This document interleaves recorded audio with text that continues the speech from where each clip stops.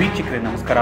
ಮೂಡ ವಾಲ್ಮೀಕಿ ನಿಗಮ ಹಗರಣವನ್ನು ಹಿಡಿದುಕೊಂಡು ಕಾಂಗ್ರೆಸ್ ಸರ್ಕಾರವನ್ನು ಇಕ್ಕಟ್ಟಿಗೆ ಸಿಲುಕಿಸಿರುವ ರಾಜ್ಯಾಧ್ಯಕ್ಷ BY ವಿಜೇಂದ್ರ ನೇತೃತ್ವದ ಬಿಜೆಪಿ ಟೀಮ್ ಈಗ ಮತ್ತೊಂದು ಹಂತದ ಹೋರಾಟಕ್ಕೆ ಮುಂದಾಗಿದೆ. ಜೆಡಿಎಸ್ ಬಿಜೆಪಿ ನಾಯಕರು ಈಗಾಗಲೇ ಸಮನ್ವಯ ಸಭೆ ನಡೆಸಿ ರಣಕಹಳೆ ಮೊಳಗಿಸಿರುವುದು ಆಡಳಿತಾರೂಢ ಕಾಂಗ್ರೆಸ್ನ ತಳಮಳಕ್ಕೆ ಕಾರಣವಾಗಿದೆ. ಮತ್ತೊಂದು ಕಡೆ BSY ವಿರೋಧಿ ಬಣಕ್ಕೂ ರಾಜ್ಯಾಧ್ಯಕ್ಷ BY ವಿಜೇಂದ್ರ ಹೋರಾಟದ ನಡಿಗೆ ನುಂಗಲಾರದ ತುತ್ತಾಗಿ ಪರಿಣಮಿಸಿದೆ. ಪಕ್ಷದಲ್ಲಿ ಮಾನ್ಯತೆ ಸಿಗದ ವಿರೋಧಿ ಬಣ ಈಗ ಹೊಸ ದಾಳ ಉರುಳಿಸಿದೆ.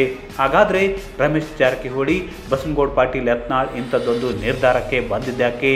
ಪ್ರತಿ ಹೋರಾಟಕ್ಕೆ ಮುಂದಾಗಿದ್ದ್ಯಾಕೆ? ವಿರೋಧಿ ಬಣಕ್ಕೆ ಮೂಗುದಾರ ಹಾಕುತ್ತಾ ಹೈಕಮಾಂಡ್?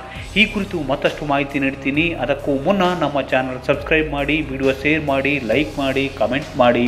ಕಾಂಗ್ರೆಸ್ ಹಗರಣಗಳನ್ನು ಖಂಡಿಸಿ ವಿಧಾನಸಭೆ ಒಳಗೂ ಹೊರಗೂ ಹೋರಾಟ ಚುರುಕುಗೊಳಿಸಿರುವ ಬಿಜೆಪಿ ಈಗ ತಾರ್ಕಿಕ ಹಂತಕ್ಕೆ ಕೊಂಡೊಯ್ಯುವ ನಿಟ್ಟಿನಲ್ಲಿ ಕಾರ್ಯಾಚರಣೆಗಿಳಿದಿರುವ young mass leader BY Vijendra ಮತ್ತೊಂದು ಮೆಗಾ ಪ್ಲಾನ್ ಮಾಡಿದ್ದಾರೆ. ಮೂಡ ಹಾಗೂ ವಾಲ್ಮೀಕಿ ನಿಗಮ ಹಗರಣದ ಕುರಿತು ಸದನದಲ್ಲಿ ಚರ್ಚೆಗೆ ಸರಿಯಾದ ವೇದಿಕೆ ಲಭ್ಯವಾಗದ ಹಿನ್ನೆಲೆಯಲ್ಲಿ ಜನತಾ ನ್ಯಾಯಾಲಯಕ್ಕೆ ಕೊಂಡೊಯ್ಯಲು ಬಿಜೆಪಿ ಮತ್ತು JDS ನಿರ್ಧರಿಸಿವೆ. ಬೃಹತ್ ಪಾದಯಾತ್ರೆ ಮೂಲಕ ಜನರಿಗೆ ಕಾಂಗ್ರೆಸ್ ಸರ್ಕಾರದ ಹಗರಣಗಳನ್ನು ಮನವರಿಕೆ ಮಾಡಿಕೊಡಲು ತೀರ್ಮಾನಿಸಿವೆ.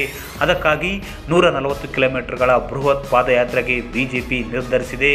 ಬೆಂಗಳೂರು ಹೊರವಲಯದ ನೈಸ್ ರೋಡ್ ಜಂಕ್ಷನ್ನಿಂದ ಪಾದಯಾತ್ರೆ ಆರಂಭಿಸಿ ಬಿಡದಿ, ರಾಮನಗರ, ಮದ್ದೂರು, ಮಂಡ್ಯ, ಶ್ರೀರಂಗಪಟ್ಟಣದ ಮೂಲಕ ಮೈಸೂರಿಗೆ ಸಾಗಲು ಬಿಜೆಪಿ JDS ನಾಯಕರು ನಿರ್ಧರಿಸಿದ್ದಾರೆ. ಕೇವಲ ರಾಷ್ಟ್ರೀಯ ಹೆದ್ದಾರಿ ಮಾರ್ಗದಲ್ಲಿ ಸಾಗದೆ ಪ್ರಮುಖ ಪಟ್ಟಣಗಳ ಒಳಹಾದಿ ಮೂಲಕ ಸಾಗಿ ಜನರನ್ನು ತಲುಪಬೇಕು.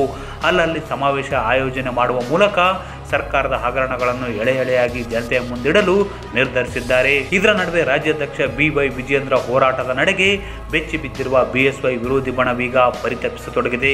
ಈಗಾಗಲೇ ಪಕ್ಷದ ನೇತೃತ್ವ BYV ವಹಿಸಿಕೊಂಡ ಮೇಲೆ ಪಕ್ಷದ ವರ್ಚಸ್ಸು ಹೆಚ್ಚಾಗಿದೆ. ಜೊತೆಗೆ ಲೋಕಸಭೆ ಚುನಾವಣೆಯಲ್ಲಿ ಉತ್ತಮ ಸಾಧನೆ ಮಾಡಿದೆ ಬಿಜೆಪಿ.